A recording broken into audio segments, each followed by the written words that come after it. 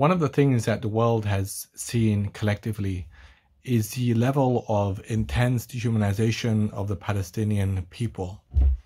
And I say people with an emphasized tone of voice because in many media outlets you have Israelis as people and Palestinians as Palestinians. It's a very simple point, but the juxtaposing element is clear because it sets an agenda of Israelis as human victims and Palestinians as less than human victims,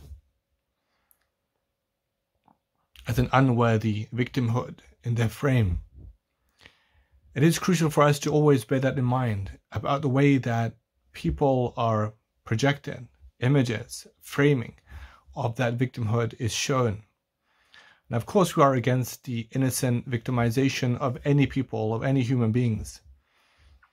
But think about that for a moment. The Israeli defense minister said just the other day that we will lay a siege on Gaza and block their access to food, to water, electricity, to fuel, and we will treat them as animals. What that notion does is it makes the killing of those innocent Palestinian people agreeable in the minds and hearts of the perpetrators. It's something that was done, has been done for a long time in human history. The black slave owners who had, the white slave owners who had black slaves would typify them as brute, as savage, as aggressive, hyper-aggressive. And they would say that these animals have to be controlled and we have to lynch them. And if we lynch them, it's a way of saving white women from being raped, so of saving white womanhood. The Nazis had the Jews in camps and they would restrict access to food and they would make them act like, animalistic, and they would make the killing of those innocent Jews more agreeable in their minds because they would say, well, they're not fully humans. And these are notions of the Untermenschen and Übermenschen, the Untermenschen as the underman, Übermenschen as the upper man. It is tragically ironic. The same thing is happening now to the innocent people of Palestine. Gaza being blockaded, siege, is not something, in fact, that is a new phenomenon. It has happened many times before in human history, in decades before. Gaza is the world's largest open-air prison. It is a cage in and of itself, where the Muslims, the people of Gaza, are trapped. They can't get out. And even having that, in fact, as a notion, imagine that the Israeli defense minister was saying that we will block their access to food and water. Just the notion of it. How can you have another people blocking the access of basic essential supplies of life for another people? It shows that those other people, in this case the Palestinian people, are already under siege, are already blockaded, are already prevented, are already controlled. And that's really what the issue is about. It's about occupation. It's about being occupied by another people.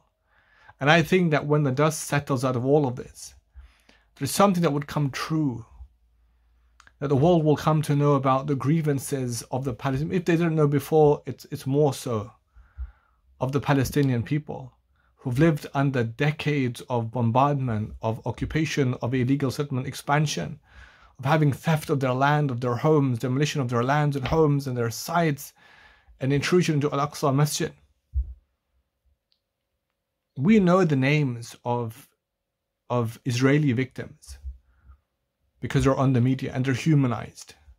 We learn the names, we see the faces, we learn about the hopes and the dreams, anticipations of those people. But do we know the names of the Palestinian people who have also been killed? Do we know the names of Palestinian children? 50% of Gaza is children. Children. Do we know their names? Do we know them speaking about their hopes? I'm sure they also have hopes and dreams and anticipations and worries and fears.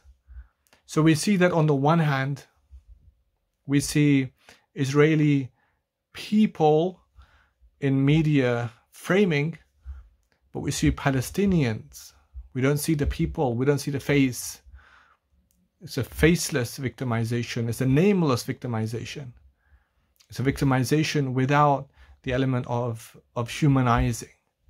And that is something that we have seen, are seeing, and will continue to see, in the way that perpetrators, in subjugating victims to brutal occupation and evil treatment, make that agreeable in people's minds, because everyone's watching the news, reading the papers, in the minds of the perpetrators first and foremost, in killing them, abusing them.